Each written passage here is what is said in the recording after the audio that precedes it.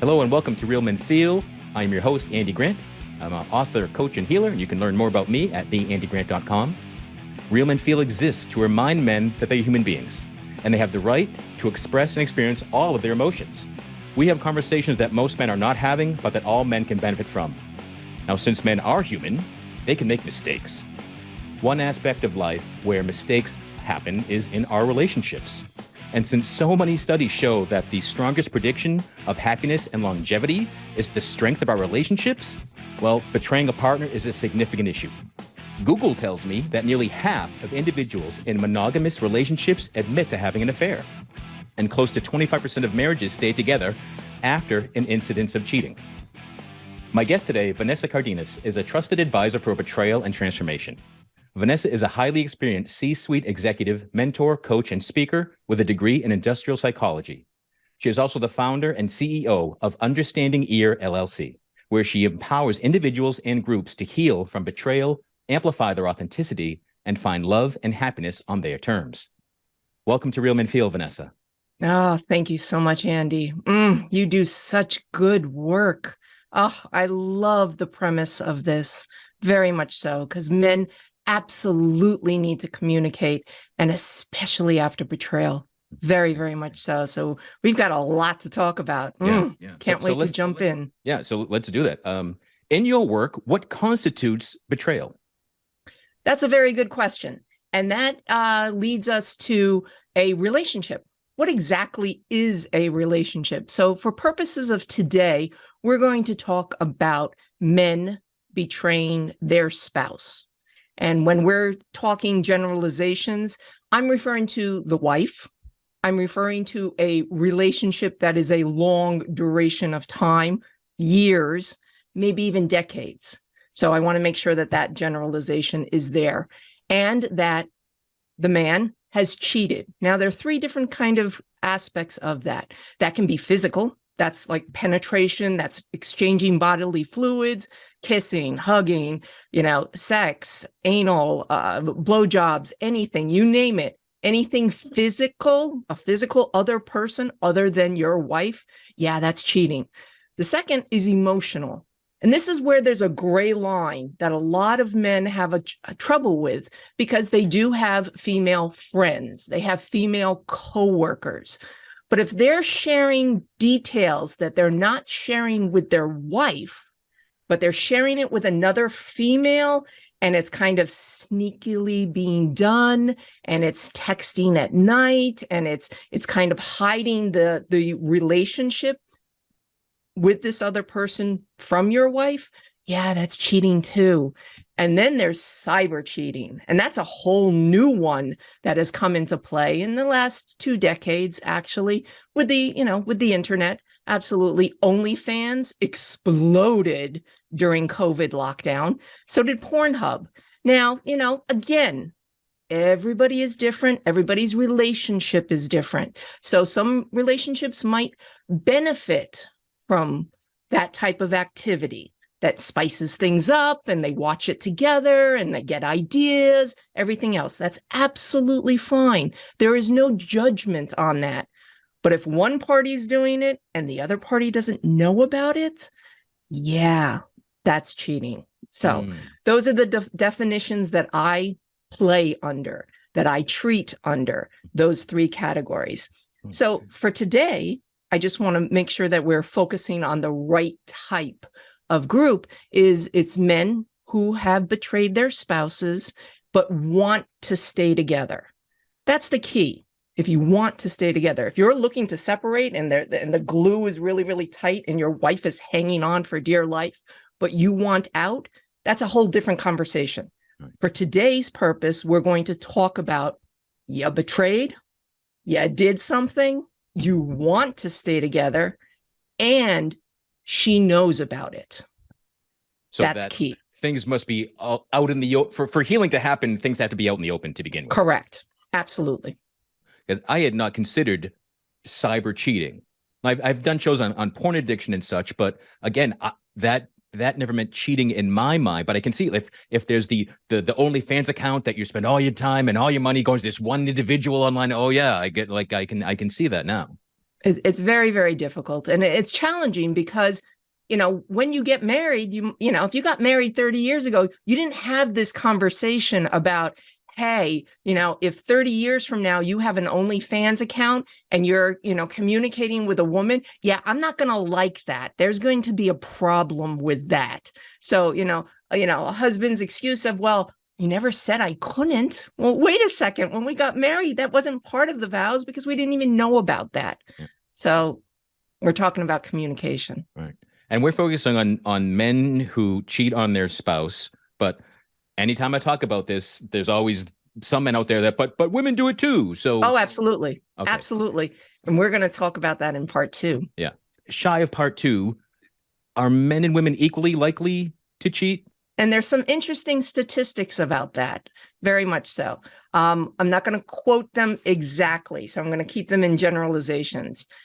When men cheat, okay, with another woman, okay, it's usually about 25% that other woman, both parties know, meaning that the husband cheats with another woman that the wife knows 25% of the time.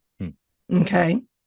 Women, on the other hand, when they cheat, it's over 50% that they cheat with somebody that they both know, which means men, there are other men in your life that are looking at your wife.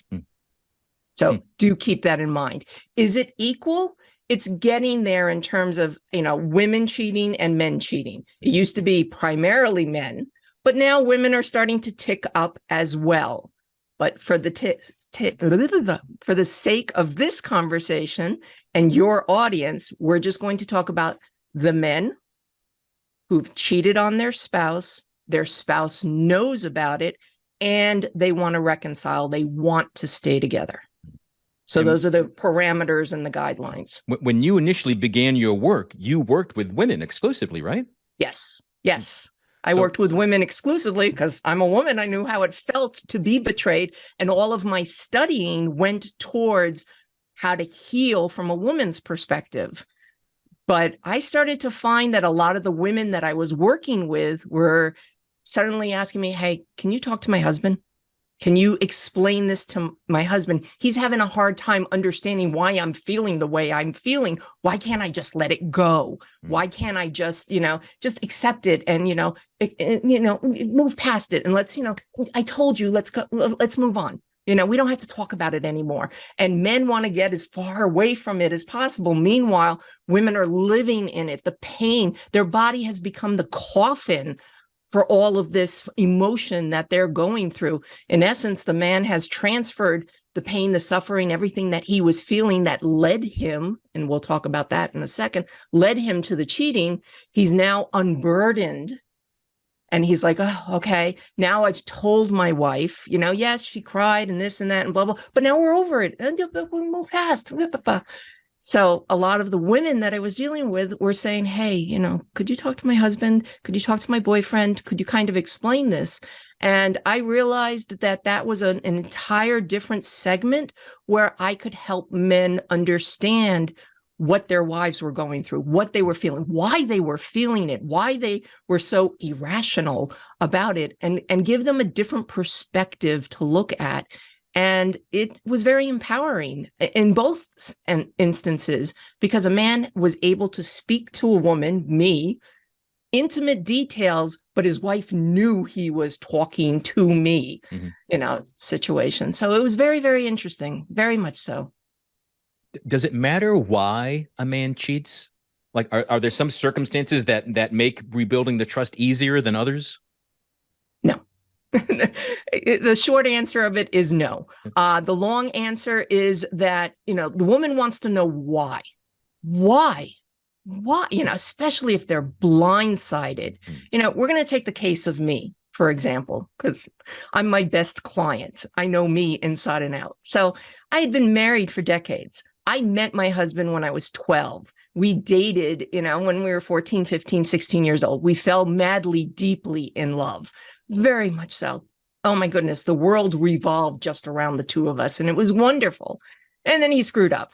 And we broke up because we were immature and didn't know any better. And I had all these high expectations. And he was like, yeah, okay, I screwed up. I don't know what to say. I don't know what to do. You want so much and blah, blah, blah, and this and that. And he pursued me for 8 years. Every single year on certain dates and Christmas and my birthday. And he would reach out and he pursued me very, very heavily. I was dating somebody for quite a long time at the time. And we started having rocky situation. And my best friend, because he was my friend, swooped in and, saved me. And 9 weeks later, we were married. And it was madly, deeply, fully, and we jumped right in. Yeah, we had hardships. Every young couple has hardships, without a doubt, but 8 years later, my son was born. 3 years after that, my daughter was born, and I had the happy life that I wanted. I grew up, when I was 16, I was homeless. So I just had so many challenges throughout life. And now here I was married. I was in love. I had 2 children. I had the house. I had the car. I had the career. I was set. I was golden. He was golden, and we just enjoyed each other's company and everything was perfect. And one day we're walking through Central Park. And my husband says, hey, let's sit down for a second. And we sit down on a park bench like we had always done. And he, I'm looking around, I'm into my own little world. And he says, there's something I need to tell you. And I'm like, okay, I turn and look at him and he goes, I've met someone. What? Like my whole world shattered in an instant. Time sped up. And it slowed down to a crawl. And one of the things that I had done at that moment in time is I looked down at my feet. I don't know what it is about my feet and the ground. And I realized I was wearing a pair of Doc Marten boots. And I put my feet flat on the ground because they were in front of me. I put them flat on the ground so I could feel the earth because the whole world was shaking for me. And my world fell apart. It just did. And I was completely shattered. I was completely blindsided. At that moment in time, there was no indications. There was no, excessive arguing. There was no distance. There was nothing that I could see, but obviously there was something going on and I just didn't see it. I had my rose-colored glasses on because I had my perfect life. Yeah. So from my perspective, I struggled with the biggest question of all, why? And that was the question that I immediately asked. And that was the hardest question for my husband to answer. And that's usually the hardest question for men to answer. And initially, because the woman has reacted so strongly, what do men do? They turtle. They go inward. They see a side of their wife that they've never seen before. They see a rage like they've never experienced. The fact that her skin doesn't turn green and she rips out of her clothing is amazing because that's what she feels like. The rage just comes over. And the biggest question always is why? And men really struggle to explain why. And there are a variety of reasons. There's lots and lots and lots of reasons. I'm going to give you 7. The first is that the initial intoxication has faded. You remember that when you first met your wife, you saw her across the room or you saw her in band class, in my example, and you connected, you imprinted, you just felt that electricity and you were like, my God, I cannot be away from this woman. And that just intoxication of love and just the whole rest of the planet disappeared. They didn't even exist. And suddenly over time that fades. And some men want to recapture that. They want to feel that all over again. Women do too. It's not exclusive. Then of course there's the ego and the insecurity. As men get older, their bodies change. Their hairline changes. Things change about them. And again, society puts all of these variety of pressures on men. You see the commercials and, you want to grow your hair and you want to get muscles and you want to, they beat down men just like they do women, but they beat down men. So the ego, can I get a young woman? Is she into me? And then, of course, you have your single, friends who are egging you on as well, so it feeds into your ego. The other thing is unresolved past traumas. This especially happens right around fatherhood. There is something about having a pregnant wife and realizing you're going to have a child that suddenly sparks something, whether that's a childhood trauma of remembering a bully, sexual assault, sexual abuse, something going on in the background that suddenly you're like, oh my goodness, I'm going to have to protect this thing from that which I have not resolved. I buried it so deep, and now it's crawling its way up. So that comes into play. Then there's also the lack of male social circles where you come into play, Andy.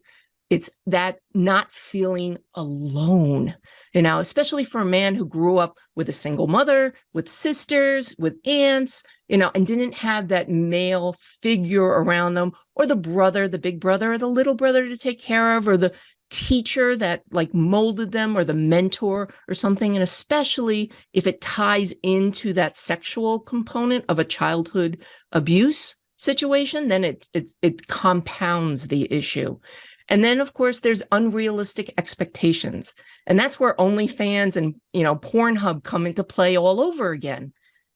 If you ask teenagers, okay, and if you can get them to kind of open up to you and get permission from their parents and all that other kind of stuff. But if you can get teenagers to talk about sex, you'll find out some very interesting things. And some of the interesting things I'll share with you and your audience. But if you ask a young man who has watched pornography, he seems to think that choking out his girlfriend, she likes that. And girls, not immune to it either. If girls are watching porn and they see this, they think they're supposed to like getting choked out. I can tell you this, most women I've talked to don't like getting choked out. Now, again, what you do in your own bedroom between consenting adults is wonderful and great, and I encourage that. There's no judgment. But if you talk to our younger generation, our 16, 17-year-olds, where a young man who has not had sex before but has been watching porn thinks that a girl will like getting choked out, and the first sexual experience he has, he chokes out his girlfriend, yeah, there's going to be an issue. So there are these unrealistic expectations that come into play, especially if you've been watching a lot of porn and you think, ooh, my wife might like that. Ooh, my wife might like that. Got to kind of be really, really careful with that. The other thing is self-sabotage. That comes into play, especially if you have a high pressure job or just a pressured job and you have a new boss who's, half your age and you got all this stress and all this stuff going on. And then suddenly a woman is paying attention to you, whether that's the hairdresser who's cutting your hair and you suddenly feel those massaging fingers and she leans over you and, you see her cleavage and this and that. And you wonder, hey, hi. How you doing? Type of thing. So that kind of comes into play as well. And then, of course, there's fear. There's fear of change. And then there's fear of no change. Oh my gosh, this is what my life is going to be like day in and day out. Yeah, that gets kind of scary. So that's the multitude of reasons why. What's hard for a woman is that a woman will immediately blame herself. She'll think that there's something wrong with her. I wasn't pretty enough. I wasn't sexy enough. I've gained weight. I've done this. I've done that. And some men will feed into that. Well, if you gave me more, I wouldn't have to look elsewhere. No, that doesn't fly. It just doesn't fly. If you want more, you have to communicate with your wife. You have to have a conversation. You have to sit her down and have a serious conversation. Most of my clients will agree that they'd rather have a conversation before betrayal than after betrayal. The conversation, and it's a difficult conversation. I'm not saying that it's easy. Of course it's not easy. If it was easy, we would be having them, and you and I wouldn't be talking about betrayal. But we need to have that difficult conversation before and say, hey, listen, I'm feeling, we go back to men feel, I'm feeling X, Y, and Z. I need A, B, and C. What do you think? So any man experience any of these 7 reasons, if he's brave enough and aware enough, he can feel it, share it, have a difficult conversation. Experiencing any of these doesn't mean you are destined for betrayal. No, you're not destined for betrayal, but these are the common reasons why it happens. There are a lot more, but for the sake of this conversation, we'll keep it to those 7. Those are the 7 most popular ones, but they're not exclusive. There are lots of reasons why betrayal happens. You mentioned women commonly taking the blame or giving themselves the blame. And so does blame or responsibility, is it up to both parties, or does the man need to go, this was my fault? Like, where does that show up in terms of healing? Yeah, in terms of healing, let's talk about repairing, okay? Because you need to repair it first before you can heal it. You kind of need to stitch it up, and then it starts to heal. So in terms of repairing, the very first thing to do after you have come clean, okay, whether you've come clean on your own, which is a higher percentage that men come clean on their own, or they've been discovered. Okay. Coming clean on your own, you have legs to stand on because you can communicate with your wife. I told you, I came to you. I want to fix this. I can't fix it alone. I need you to help me fix this. So the very first thing is to apologize. And an apology does not have the word but in it. It's a full-fledged apology. I screwed up. I fucked up. I did something terrible. I've done something terrible to you. Okay. But it wasn't about you. That's the key. It's not about your wife. And she needs to hear that over and over and over again, like a broken record. Why? Because right after discovery of betrayal, she hears like the Peanuts adults. Wah, wah, wah, wah, wah. That's all she hears. Why? Because the nasty chick is on her shoulder screaming at her. Yeah, see? Just nastiness going on. That's within her. She's got that. You, as the male, might be having shame. You might be having guilt. There's a lot of emotions going on within you that you need to articulate. You need to get that out. For the woman, right at that moment, it's going to be really difficult because all she sees is red. All she sees is rage. And then she sees sadness. And they flip like that. They go one to the other, to the other, to the other. They swing around. She is on a never-ending roller coaster for quite a while. Because now that you've told her, she will replay your entire relationship. And if you have a long relationship, that's a really long movie because she's looking for signs. She's looking for touch points as to where she let you down. Don't allow her to do that. This is your responsibility. So that's point number 2 in terms of actions to take to repair. You have to take 100% accountability. 100%, not this 99%.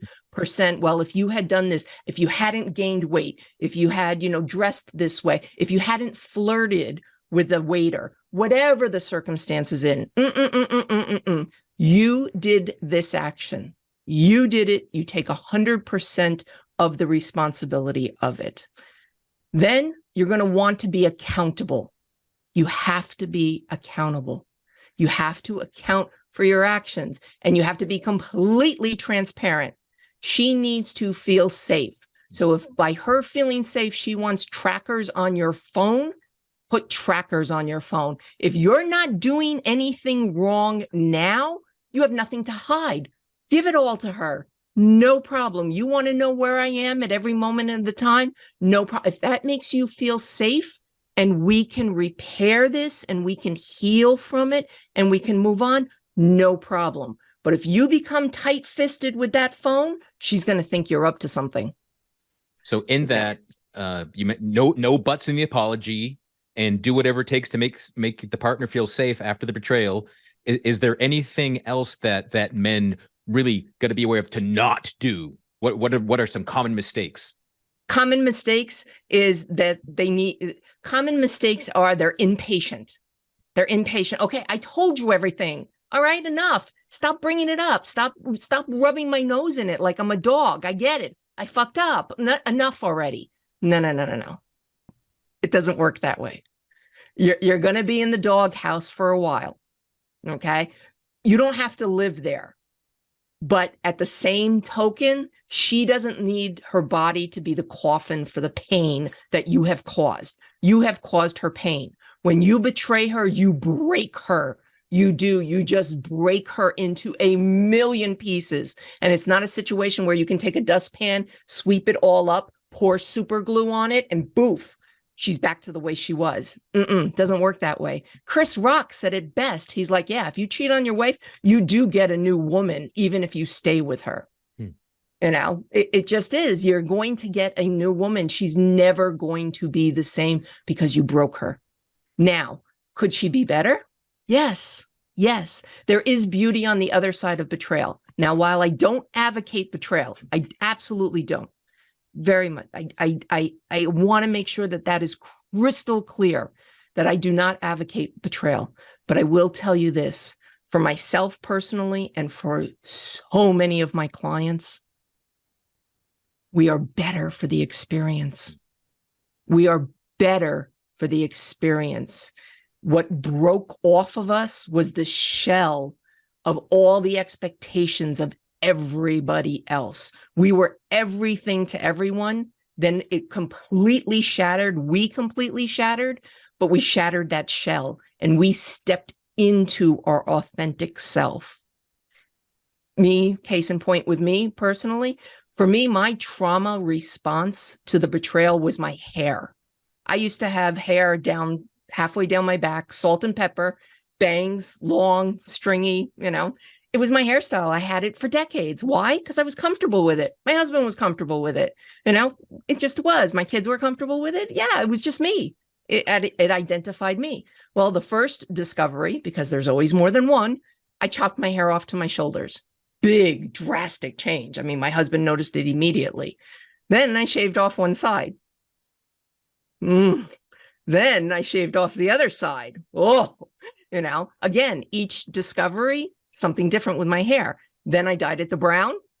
And then the last thing was the pink. And why is the last thing the pink? Because the betrayal completely stopped. I had no more new discoveries. And this is years ago. And now this is me. And this is actually me. I love who I am. So I am better for the betrayal. And that's a hard concept. And I share that with my clients kind of right at the beginning. I'm like, you know, I used to say I'm grateful for the betrayal. And people were like, what do you mean you're grateful? And I'm like, maybe I need to rephrase that. I'm better because of the betrayal. And I encourage that with my clients. So back to men and what they can do. So they have to be patient. They absolutely have to be patient. And they're going to get it. They just are. Take it. You know, just take it. Just realize she's suffering and just hold her, you know, and when she comes at you, because she will come at you, I'm sorry. I know I did this. I fucked up. You know, let me hold you. Let me hold you while you cry. It's okay. It wasn't about you. It wasn't about you. It was about me. And I fucked up. And I fucked up. And just keep repeating it. You're going to be a broken record. Absolutely. But she needs to hear it over and over and over again until it sinks in. Because right now, again, her nasty chick voices are just beating her down. Every single person that has ever said anything mean to her is just in full force. They're just going after her. The other thing you need to do is respect her boundaries. She is going to lay down boundaries. And those are for her to feel safe. So if she tells you you need to sleep on the couch, you need to sleep on the couch. If she tells you you need to move out for a little bit, you're going to need to move out for a little bit, but you still need to be 100% transparent. If you want to repair the relationship, just because she told you to leave is not that you are on a break like Rachel and Ross. No, not at all. Got to do it. If you want to rebuild your relationship with the woman that you fell in love with and you just up, yes, you're going to need to do that. And then the last thing, the most important thing, I cannot stress this enough. This is by far the most important thing. So after apologizing and after taking responsibility and after being 100% transparent, you need to communicate.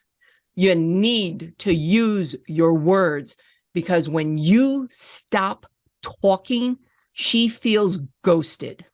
She just does. Even if you're in her presence, your silence completely freaks her out.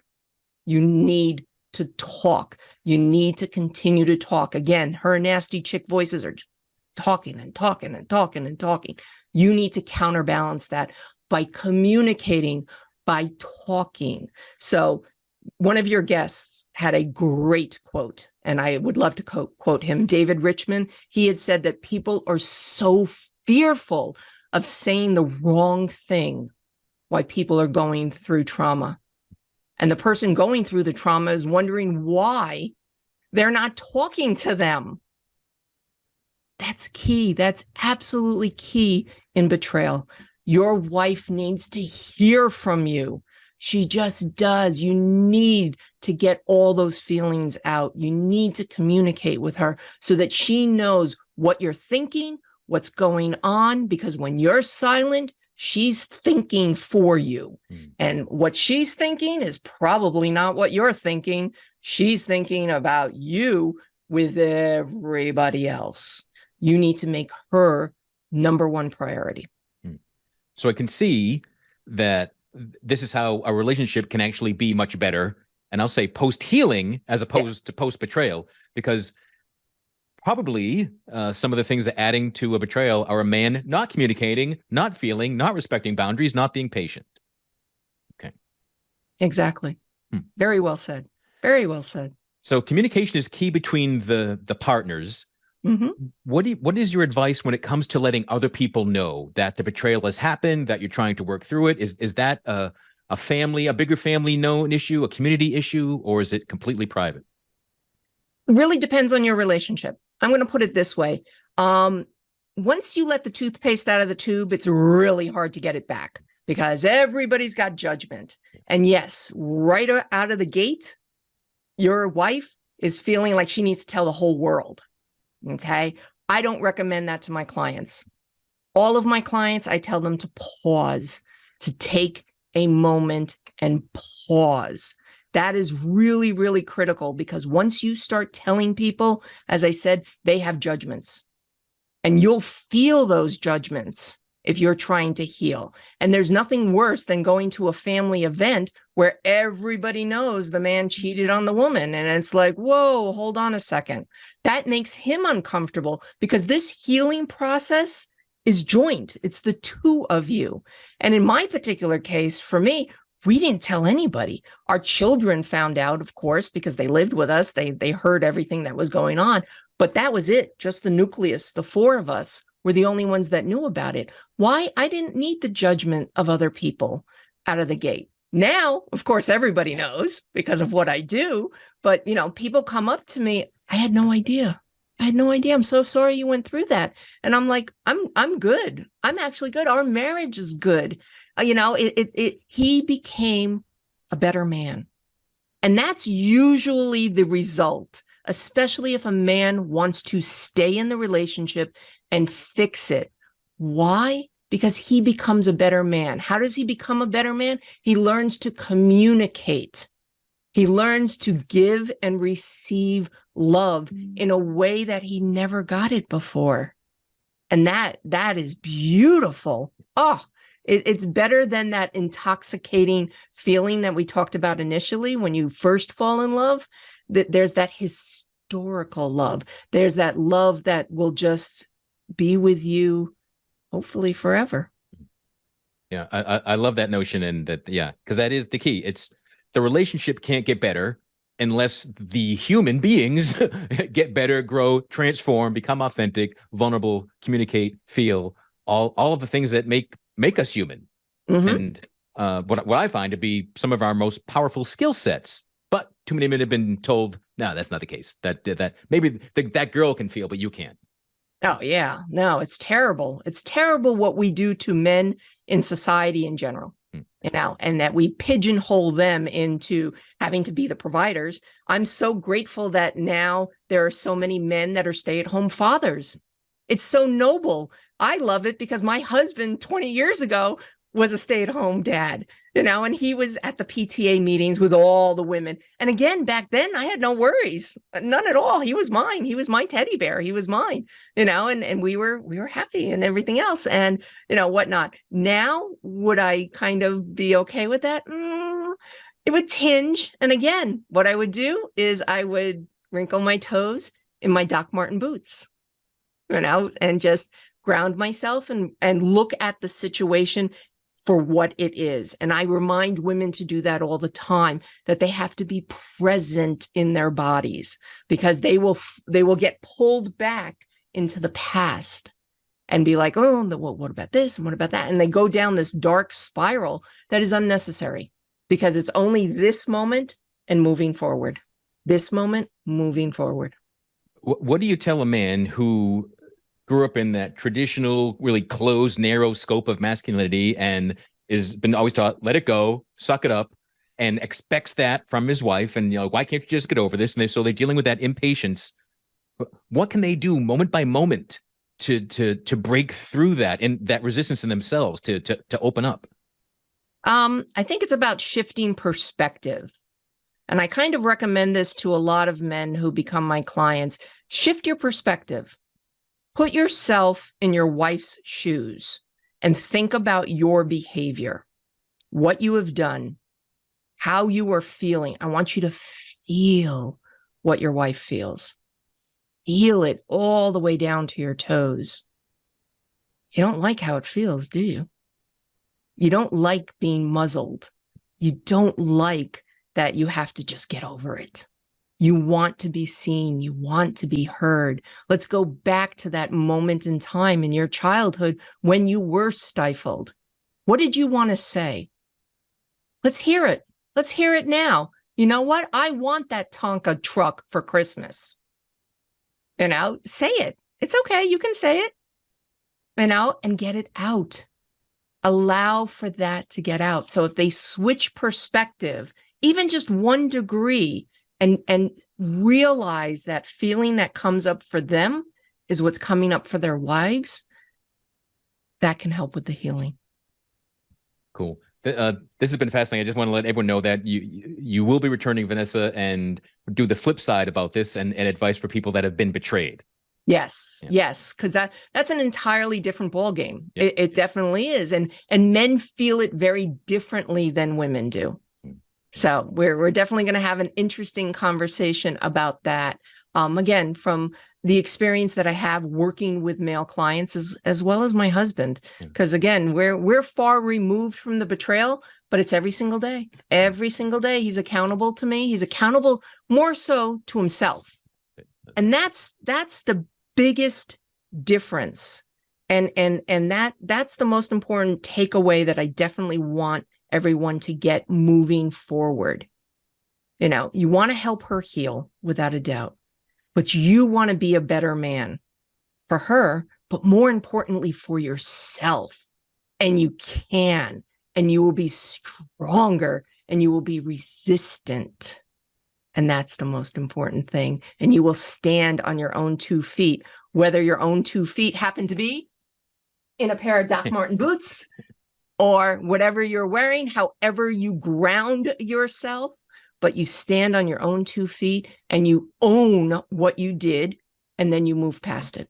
And again, what we do in life echoes in eternity, and he's washing it off, because that is not true. It is not true. Betrayal is not a death sentence, and it is not a prison term for years and years and years. No, that's provided that you heal properly. If you just bury it, it's going to come back up. Yeah. It's going to come back up. Right, so let's process it correctly. Surviving it is not healing it. Just forcing yourself through and staying together and being miserable is not the point of working on this. No, not at all. Not at all. So, Vanessa, what's the best way for people to learn more about all the things that you're doing? All the things that I'm doing. That's such a wonderful, wonderful segue. I love it. I want to close with a couple of things. There are a few books that I do suggest for men. Out of the Doghouse. Robert Weiss, a great book. This is a step-by-step instruction. Mine, of course, is dog-eared and highlighted because he is brilliant. We didn't really touch on fear, but fear is very, very prevalent. And again, this one is great. The Gift of Fear. This is wonderful for both you and your wife. Very, very important because she has a lot of fear. You know, she's fearing the breakdown of the relationship. Even if you say to her, I want to stay, she's still fearful. Again, that's part of the safety. Then, of course, my book, Dealing with the Devastation of Your Partner's Betrayal, What to Do When Your World Falls Apart. This is wonderful for your wife. It's a quick, easy read. It'll definitely help her. And then you talked about talking to people. How do we talk to other people? And this is really important, especially related to your children. If you have children, they're experiencing what you're going on, and they do not have the adult brain to process what is happening. So it's really important that you talk to your kids. Then once you talk to your children, depending on their ages, you know, then you have to talk to your parents and your in-laws because they have grandparents and they're going to talk about it. And then that bleeds into schools. You know, you are going to need to talk to your children's teachers. You're going to need to explain, we're having problems at home, and it depends on how you want to communicate that. But, you know, we're concerned that it'll bleed into school. We want to address that as well. And for a lot of women, especially if there's an affair partner, they want to talk to the other woman. So I have a wonderful book, Dealing with the Devastation of Your Partner's Betrayal, How to Talk to Your Kids, your parents, your in-laws, your friends, and others. And these will give you conversation starters to kind of get you going. All of that is available on my website as well, all the resources, and that is understandingear.com. It comes from a Stephen King quote. Absolutely adore it. It is the most important things are the hardest things to say, not for the want of a teller, but for the want of an understanding ear. So, yes. So I have one more thing, if I could be so bold. I am definitely curious as to what was most useful for your listeners. So I'm curious between part 1 and part 2, what they have to say. So please do share that with me. So I'm excited about part 2. And then lastly, if I have free consultations going on, but I'm all booked up until September, but exclusively for your listeners, I've opened up my schedule. So they can log on to understandingear.com. In the top left corner, it says Betrayed Men. If you click on that, you'll read a little bit of my history of working with betrayed men. Halfway down the page, there is a nice blue button because your color is blue. I love it. And it is for Real Men Feel. And if you click on that button, you will get your exclusive.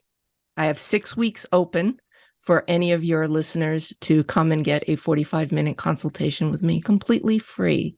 So make sure you take advantage of that. Awesome. And the last thing I want to leave you with is if you don't make time for your relationship, you'll be forced to make time for your loneliness. Mm-hmm. Please remember that. Yeah, that's potent. Awesome. Well, thanks so much for your time, all the resources. I'm sorry you have your expertise, but I'm glad you have your expertise, if you know what I mean. Yes, Cool. I agree with that wholeheartedly. And as I said, I'm grateful for it. It changed the trajectory of my life in such a profound way. And now I get to do what I absolutely love. I get to help spread love, to mend it, and to have it be so powerful. And it just, rather than the breakdown, the collectiveness, it's just, it's wonderful. Well, thanks for everyone for tuning in today. Visit realmenfeel.org. There'll be a blog post for this episode. We'll have links to all the resources, all the books mentioned, all the ways to reach out to Vanessa. And whenever you're discovering Real Men Feel, please give a subscribe, like, follow, a comment, share with somebody that this would help improve their lives and help make them a better man. You can always reach out to me at realmenfeel@gmail.com. I'm always glad to hear from you. And until next time, be good to yourself.